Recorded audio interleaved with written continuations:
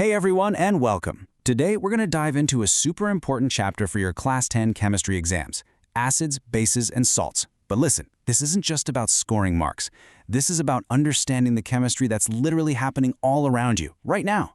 By the end of this, you'll see your world in a whole new way. So, let's get started. So, let's start with a simple question. Have you ever really thought about why a lemon tastes sour? You bite into one and you get that super sharp, tangy taste. What's the science behind that? Or what about this? When you're washing your hands, why does soap feel so slippery? It's got that unique, kind of slimy feel to it. That's not just a coincidence, you know. There's a chemical reason for it. And one more for you. How on earth does a simple antacid tablet give you such quick relief when you have stomach acidity?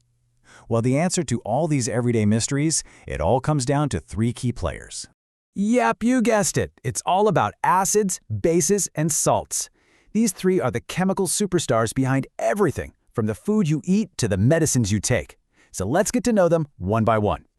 First up, let's talk about acids. The simplest way to think about an acid is this. It's any substance that, when you dissolve it in water, releases hydrogen ions. You know, those little H+ ions? That's its whole job, to donate that H+. Here's a super simple memory trick for you. Just think, acid is an H+ giver. It's generous with its hydrogen ions. And you find them everywhere, right? In lemons, you've got citric acid. And in vinegar, you've got acetic acid.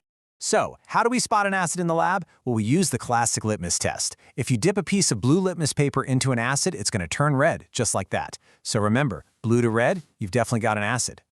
All right, now for the total opposite of an acid, a base. A base is a substance that gives off hydroxide ions, that's OH-, in a solution. Or another way to think about it is that it accepts those H+ ions that the acids are busy giving away. They're like a perfect chemical match. And the memory trick for bases? Just as easy. A base is an OH- giver. Now remember our question about why soap is slippery? Here's the answer. It's because the base in the soap is reacting with the natural oils on your skin to create, well, a little bit more soap. It's a tiny chemical reaction happening right in your hands. How cool is that? And for the litmus test, a base does the exact opposite of an acid. If you take a strip of red litmus paper and pop it into a basic solution, it'll turn blue. So for bases, it's red to blue. Super easy to remember, right? So, what happens when an acid and a base finally meet? Well, they react to form something new, called a salt. This whole process has a really important name, neutralization. And trust me, we're going to come back to this because it's a big deal. Okay, so we know what they are in theory, but how can we tell them apart quickly? Well, there are a few key properties that make it really simple. Let's break it down. This little table is perfect. It shows you everything side by side. We know acids taste sour and bases taste bitter, though please never taste chemicals in a lab. We also know their litmus tests are complete opposites. But look at that property in the middle, pH value. This number, this is the ultimate key to measuring acidity, and we're about to dive into it right now. I love to think of the pH scale as a substance's report card. It gives it a grade from 0 to 14 that tells you exactly how acidic or how basic it is. It's one of the most fundamental tools in all of chemistry. The scale is super simple. It just runs from 0 to 14. Anything with a pH from 0 all the way up to 6 is considered an acid. A perfect 7, right in the middle, that's neutral. Think pure water. And then anything from 8 to 14 is basic, which we also sometimes call alkaline. So let's make this real. Lemon juice, that's down around pH 2, super acidic. Pure water is right there in the middle at a neutral pH of 7. And something like baking soda is around pH 9, making it a mild base. And here is the key trick you have to remember for your exams. The lower the pH number, the stronger the acid. So a pH of 1 is way stronger than a pH of 6. Okay, now it's time for the main event. This is probably the single most important reaction in this entire chapter. What actually happens when these two opposites, an acid and a base, finally meet? Well, it's called a neutralization reaction. When a strong acid like hydrochloric acid gets together with a strong base like sodium hydroxide, they don't fight, they neutralize each other. The final result is a simple salt, in this case sodium chloride, which is literally table salt, and good old water.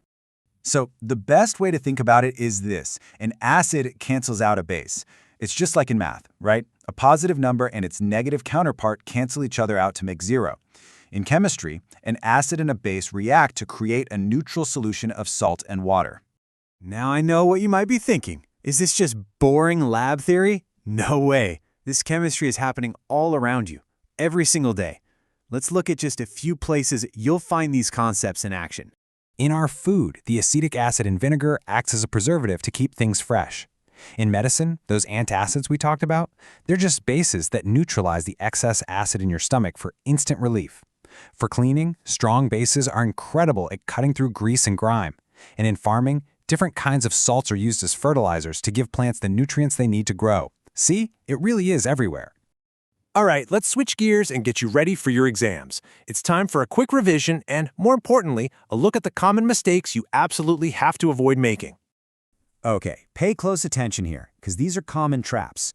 First, remember that not all acids are dangerous. The acid in vinegar is perfectly safe to eat. Second, don't mix up an acid's strength with its concentration. A strong acid is one that completely breaks apart in water. A weak acid only partially does. The pH scale actually measures the concentration of those H+ ions. And third, and this is a big one, neutralization doesn't always give you a perfect pH of 7. If you mix a strong acid with a weak base, the final solution will actually be slightly acidic. It all depends on how strong the reactants are. Okay, ready for a lightning round summary? Let's go! Acids, they give H+ ions and turn blue litmus red. Bases, they give OH- ions and turn red litmus blue. The pH scale runs from 0 to 14 to measure how acidic or basic something is. And the most important reaction? Neutralization. Acid plus base gives you salt plus water. Got it? Awesome. And just like that, you've totally got the essentials of one of chemistry's most fundamental chapters. If you master these concepts and practice a few questions, I promise you are going to be more than ready to ace your exam. Good luck.